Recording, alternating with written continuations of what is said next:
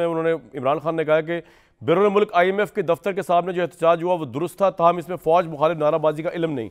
Vote को इज्जत देने वालों ने बूट की इज्जत देनी शुरू कर दी। शरीफ खानदान का बूट का कहने का मतलब ये है कि वो कह रहे हैं कि उन्होंने उनको पता नहीं था। मेरे पास वक्त बड़ा कम है, 2-2 मिनट ईच आप पार्टिसिपेंट्स के पास है। सर जरा फास्ट चलिएगा।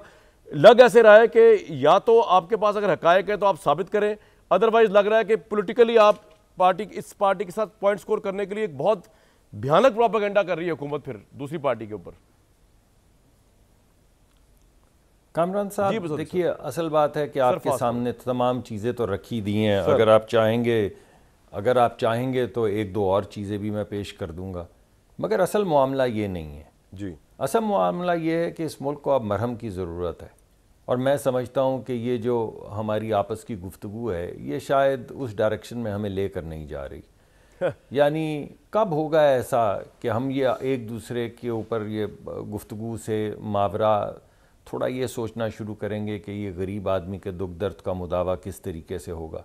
अगर आपने 3 करोड़ वोट लिए हैं या इससे ज़्यादा वोट लिए हैं, 9 करोड़ वोट लिए हैं या 100 करोड़ वोट लिए हैं, तो वोट लिए हैं ना, तो वोट तो खिदमत करने के लिए, गाली गलोच करने के लिए तो नहीं लिए, फ़ौज के ख़िलाफ़ नारे लगाने के लिए तो नहीं लिए। तो आए ना, खिदमत करें। जब आपको दावत दी गई है कि आइए हुकूमत बनाइए, और पीपल्स पार्टी ने खुर्शीद शाह साहब ने बाकायदा कहा कि आप आएँ, हम आपके साथ मिलते हैं अगर आपके पास। तो सर आपकी हुकूमत का जो पोस्चर है, वज़ीर दिफा और जो वज़ीर इत्तलात कह रहे हैं, वो तो लग नहीं रहा कि आप लोग मरहम रखने के मूड में हैं। आप तो कह रहे हैं कि दहशतगर्द हैं, तो ऑब्वियसली टॉक शो में यही बात होगी ना फिर आज। देखिए सर कामरान साहब, देखिए वो तो वो चीज़ें आपके सामने रख रहे हैं ना जो हो रही हैं। ठीक है, अब आप ये बताइए कि हम नहीं कहते, अगर हम ना कहें तो ये जो कैंपेन चल रही है ख़त्म हो जाएगी। सिर्फ हमारे कहने की वजह से ये कैंपेन चल रही है। सर जो शहीदों के नहीं, बिल्कुल ये तो कंडेमेबल है जो भी कर रहा है। हमारे कहने सर वक्त की किल्लत है। नहीं, वो कंडेमेबल का ही जिक्र कर रहे हैं ना। लेकिन आपने अच्छी बात की, कंडेमेबल का जिक्र करते हैं तो आप गिला करते हैं, लेकिन मैं ये कह रहा हूँ कि ये कंडेमेबल एक्ट्स करने की ज़रूरत क्या है। ठीक है, क्या ये अच्छा ना हो कि आप आए हुकूमत ले लें? अगर आप इस बात पे तुले में कि ये कर रहे हैं, ये उस बात पे तुले में कि हम नहीं कर रहे, तो हम उससे आगे चलेंगे। मुझे बताइए मुर्जा सोलंकी साहब बेसिकली नहीं, तो अभी आपने इमरान खान का क्या आपने कामरान साहब ये क्या इमरान खान का बयान पढ़ा है? वो अभी कह रहे हैं कि हाँ अच्छा किया है जो वहाँ पे मुजाहरा किया। कैसी बातें कर रहे हैं? ठीक एक ज़बान में आप कहते हैं कि उन्होंने इमरान साहब ने बयान पढ़ा है। बिल्कुल ठीक है, बिल्कुल आप ठीक कह रहे हैं, मैंने इसलिए पढ़ दिया। इमरान साहब ही तो मान रहे हैं कि हाँ अच्छा किया जो हमने मुल्क को बर्बाद किया मुआशी तौर पे। जी ठीक,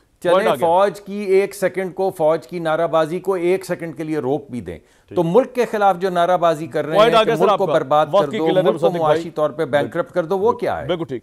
मुर्जा सोलंकी साहब, इस वक्त इमरान खान साहब को बाहर निकालना तहरीक इंसाफ की अवलीन तरजीह है। दूसरा पर्सपेक्टिव ये है कि अगर वो बाहर आ गए तो ये जो गवर्नमेंट जैसी भी है, फ्रेजाइल है या स्ट्रॉन्ग है, इसका चलना मुश्किल हो जाएगा। What's your take sir? हालात किस तरफ देख रहे हैं आप सोलंकी साहब? इमरान खान का बाहर आना इम्पोर्टेंट है या अंदर रहना? उनका जो बाहर आना है, अगर अदालतें उनके खिलाफ जो मुकदमात हैं वो खारिज कर देती हैं तो बिल्कुल वो बाहर आएँ और उन्होंने जो सियासत करनी है वो करें।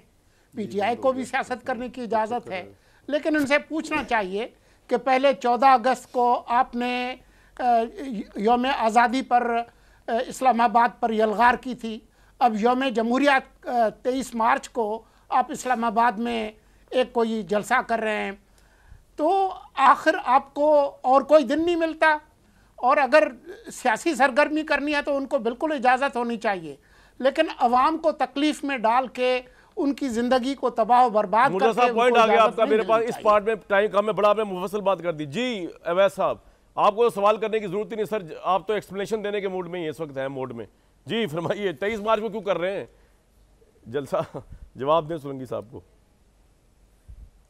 अवैस साहब, अवैस साहब आवाज आ रही है आपको सर?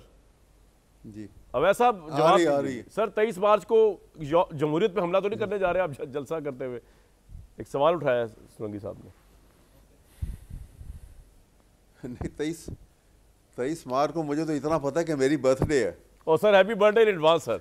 लेकिन ये जलसा तो आपकी अल्लाह आपको और इस तरह की बर्थडे दे, क्योंकि हमारे प्रोग्राम की रौनक आपसे। आपको अवैस साहब, अहमद अवैस साहब बहुत बहुत मुबारक पहले ही इन एडवांस। नहीं 23 को दोबारा दे देंगे। नहीं सर, मेहरबानी जनाब। देखिए मेरी बात सुने, अभी मुसद्दक साहब ये बात देखें, बात ये है कि मरहम का लफ्ज़ बड़ा अच्छा इस्तेमाल किया इन्होंने। वाह।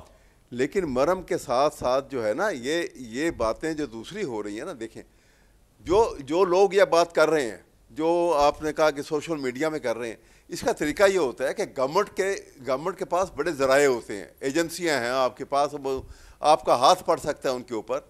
आप उन लोगों को पकड़ें, उनका ओपन फ़ौरन समरी ट्रायल करें, फ़ौरन ट्रायल करें, पब्लिक ट्रायल करें, और वो टीवी के ऊपर पूरा ट्रायल दिखा दें, झूठ सच सामने आ जाएगा। सही है। जब तक ये रेमेडियल मेजर नहीं करेंगे, इसी तरह से इलेक्शन का मैटर है ना, भुट्टो साहब ने भी, जब याद होगा, उसमें आपने हिस्ट्री पढ़ी होगी, उस वक्त आप छोटे होंगे सर कि उस वक्त भी जब बहुत हंगामे ज़्यादा हो गए थे, तो आखिर में आके उन्होंने ये किया था कि उन्होंने फौरन कहा था कि इतने दिनों में हम ये सारे फैसले करेंगे। सर स्पेशल बेंच बनाए गए थे। आपका पॉइंट आ गया, मुझे एक ब्रेक लेने के लिए कहा जा रहा है 1.5 मिनट से।